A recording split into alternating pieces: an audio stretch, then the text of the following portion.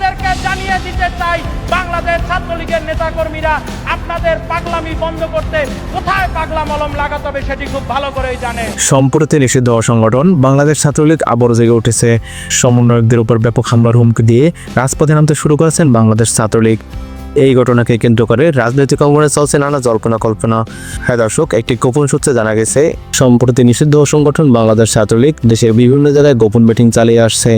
এবার তারা সরাসরি সমন্বয়কদের টার্গেট করেছেন। অভিযোগ উঠেছে, সমন্বয়কদের কর্মকাণ্ড বন্ধ করতে ছাত্রলীগ পরিকল্পিতভাবে একাধিক হামলার প্রস্তুতি নিচ্ছে। যদিও তাদের হামলার দিনক্ষণ এখনও পর্যন্ত ঠিক করা হয়নি, তবে তাদের একাধিক নেতাকর্মীদের গোপন ভিডিওর মাধ্যমে বিষয়টি সত্যি বলে প্রমাণিত হয়েছে। বিশেষজ্ঞরা মনে করেন, ছাত্রলীগের এই উদ্ভট পদক্ষেপ দেশের নিরাপত্তার জন্য নতুন চ্যালেঞ্জ তৈরি করতে পারে। ছাত্রলীগ নিষিদ্ধ হওয়ার পরও কেন তারা এই বিশৃঙ্খলা সৃষ্টি করেছেন এবং সমন্বয়কদের বিরুদ্ধে হামলার পরিকল্পনায় কে বা কারা রয়েছে তা নিয়ে চলছে এখন নানা জল্পনা কল্পনা। এদিকে আওয়ামী লীগের দায়িত্ব নিচ্ছে ছাত্রলীগের সভাপতি সাদ্দাম হোসেন। প্রিয় দর্শক, বিস্তারিত জানতে আমাদের সাথেই থেকে সম্পূর্ণ ভিডিওটি দেখতে থাকুন। নেতৃত্ব কে দিচ্ছেন? তোমাদের সঙ্গে কি শেখ হাসিনার কথাবার্তা হয় ওনার সঙ্গে? এখন তোমাদের আওয়ামী লীগের, ছাত্রলীগের নেতাকে এই মুহূর্তে বাংলাদেশ ছাত্রলীগের নেতাকর্মীদের বাস্তব অবস্থা যদি বলি, আদর্শিক অবস্থা যদি বলি, তারা কিন্তু কারো নির্দেশের অপেক্ষা করে না। এই অন্যায়ের বিরুদ্ধে, জুলুমের বিরুদ্ধে, জুলুমশাহীর বিরুদ্ধে যে রুখে দাঁড়াতে হবে, সবাই কিন্তু আমাদের তৃণমূলের নেতাকর্মীরা, গ্রামে গঞ্জে, মফস্বল, মেট্রোপলিটনের নেতাকর্মীরা সবাই কিন্তু ইতিমধ্যে ঝাঁপিয়ে পড়েছে। আর অবশ্যই আমাদের সাংগঠনিক যে কাঠামোটি রয়েছে, এই সরকারের জুলুম নির্যাতনের কারণে সেটা তো বিপর্যস্ত হয়েছেই, কিন্তু আমরা আমাদের নেটওয়ার্কটি পুনঃস্থাপন করার চেষ্টা করেছি, অনেকাংশে আমরা সফল হচ্ছি এবং সেটির মাধ্যমে ধাপে ধাপে আমরা বাংলাদেশ ছাত্রলীগ আবারও সংগঠিত হওয়ার চেষ্টা করছি। তোমাদের কি নতুন লিডারশিপ হচ্ছে দেশের মধ্যে আওয়ামী লীগের?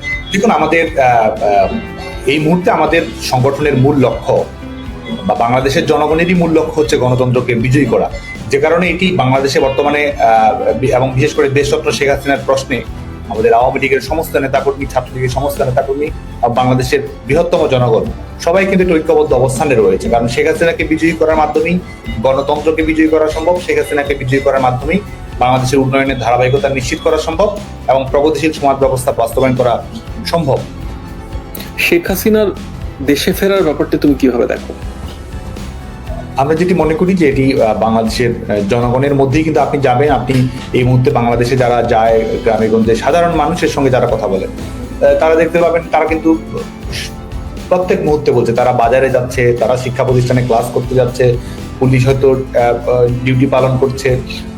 সমাজে যে ধরনের অস্থিতিশীলতা বর্তমানে রয়েছে, বাংলাদেশের জনগণ কিন্তু অত্যন্ত দৃঢ়তার সঙ্গে বলছে যে শেখ হাসিনার সরকারই প্রচন্ড ভালো ছিল, বাংলাদেশের শেখ হাসিনাকেই প্রয়োজন এবং আমাদের যে জীবনযাত্রার মানে অভূতপূর্ব পরিবর্তন হয়েছে, এটি টেকসই, এটি নিশ্চয়তা, আমাদের রুজি, আমাদের মানসম্মত জীবনযাপন, আমাদের শিক্ষা, আমাদের চাকরি, আমাদের অর্থনীতি, আমাদের মর্যাদা, সবকিছুর ব্যাপারে শেখ হাসিনার জন্য জনগণের যে প্রচন্ড মমত্ববোধ সেটি আরো সুদৃঢ় হয়েছে। তারা যত নির্যাতন করছে, তারা শেখ হাসিনাকে ঘিরে যত প্রোপাগান্ডা করছে, বাংলাদেশের মানুষের শেখ হাসিনার প্রতি ভালোবাসা আরো সুদৃঢ় হচ্ছে।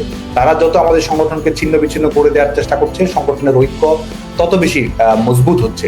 যে কারণে আমরা মনে করি যে বাংলাদেশের জনগণই শেখ হাসিনার প্রত্যাবর্তন নিশ্চিত করবে। সাদ্দাম, এটা তুমি অনেকদিন শেখ হাসিনাকে দেখেছো, উনি তোমাদের নেত্রী, তোমাদের দেশের ফার্স্ট প্রাইম মিনিস্টার। মোহাম্মদ ইউনূসের 3 মাস তুমি কিভাবে দেখো? হ্যাঁ, এইটি যদি বলি, বাংলাদেশের মানুষ, প্রথম কথা হচ্ছে এটি অবৈধ সরকার, অসাংবিধানিক সরকার, অগণতান্ত্রিক সরকার। আর 3 মাসের মেয়াদ যদি আপনি দেখেন, যে এই 3 মাসকে রাষ্ট্র পরিচালনার বিষয়টি দেখেন, প্রথম কথা হচ্ছে বাংলাদেশের মানুষের জনজীবনের কোনো নিরাপত্তা নেই। বাংলাদেশের এই মুহূর্তে যে কেউ যে কোথাও খুন হতে পারে, এটি একটি বিষয়। আইনের শাসন বলতে কোনো কিছু নেই। বিচার বিভাগের স্বাধীনতা যেটি ছিল, বিচার বিভাগের স্বাধীনতাকে সম্পূর্ণ কুক্ষিগত করা হয়েছে আমাদের, এবং এরাই কিন্তু সবসময় বিচার বিভাগের স্বাধীনতা, মূল্যবোধ, গণতন্ত্রকে প্রাতিষ্ঠানিক এসব কথা বলেছে। প্রধান বিচারপতিকে কিভাবে অপসারণ করা হয়েছে এটা কিন্তু গোটা পৃথিবী দেখেছে।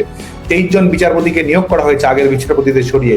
কোনো ধরনের আইনের বালাই নেই, কোনো ধরনের সংবিধানের বালাই নেই, এই বিষয়গুলো তারা করেছে। এবং আইন শৃঙ্খলা রক্ষাকারী বাহিনী, তারা আইন শৃঙ্খলা রক্ষাকারী বাহিনীর সদস্যরা নির্মম হত্যাযজ্ঞের শিকার হয়েছে।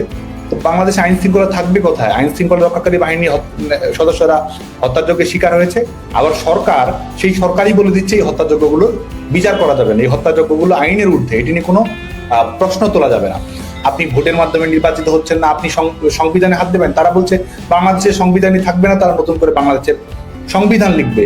এ ধরনের হাস্যকর কথাবার্তা বলছে এবং তারা এখানে গণতন্ত্রের বড়াই করছে, মানবাধিকারের বড়াই করছে। অথচ বাংলাদেশের সংবিধান অর্জন করার জন্য এই সংবিধান হচ্ছে লাখো শহীদের রক্তরঞ্জিত বাংলাদেশের সংবিধান। এই সংবিধানের মাধ্যমে আমরা গণতন্ত্র, আমাদের এক ধরনের যেই সংবিধানের প্রস্তাবনার মধ্যে আমাদের মুক্তিযুদ্ধের অঙ্গীকার লেখা রয়েছে, সেই সংবিধানকে তারা ছিন্ন বিচ্ছিন্ন করে যেতে যাচ্ছে। একটি আন্দোলন হয়েছে, যে কোনো দেশে আন্দোলন হয়, সেই আন্দোলনকে তারা দ্বিতীয় স্বাধীনতা বলে ঘোষণা দিচ্ছে এবং এটির মাধ্যমে আমাদের অন্যান্য অপরাপর রাজনৈতিক দলগুলো, বিএনপিও সেটি বিরোধিতা করেছে। তারাও বলছে যে দ্বিতীয় স্বাধীনতা এটিকে মুক্তিযুদ্ধকে বিনাশ করার একটি অপচেষ্টা কিনা, এবং মুক্তিযুদ্ধের যেসব স্মারক রয়েছে সেগুলো তারা আজকে বন্ধ করে দিচ্ছে। আপনি দেখুন, তারা গণভবনে জাদুঘর বানানোর কথা বলছে, অথচ 32 নম্বর যেটি বাংলাদেশের সবচেয়ে ঐতিহাসিক ভবন, যেখান থেকে স্বাধীনতা আন্দোলন পরিচালিত হয়েছে, স্বায়ত্তশাসন আন্দোলন পরিচালিত হয়েছে, গণতান্ত্রিক আন্দোলন পরিচালিত, যেই ভবন থেকে আমাদের স্বাধীনতা আমরা ছিনিয়ে এনেছি, সেটিকে দুমড়ে মুচড়ে ছিন্ন বিচ্ছিন্ন করে ধ্বংসযজ্ঞ পরিচালনা করা হয়েছে।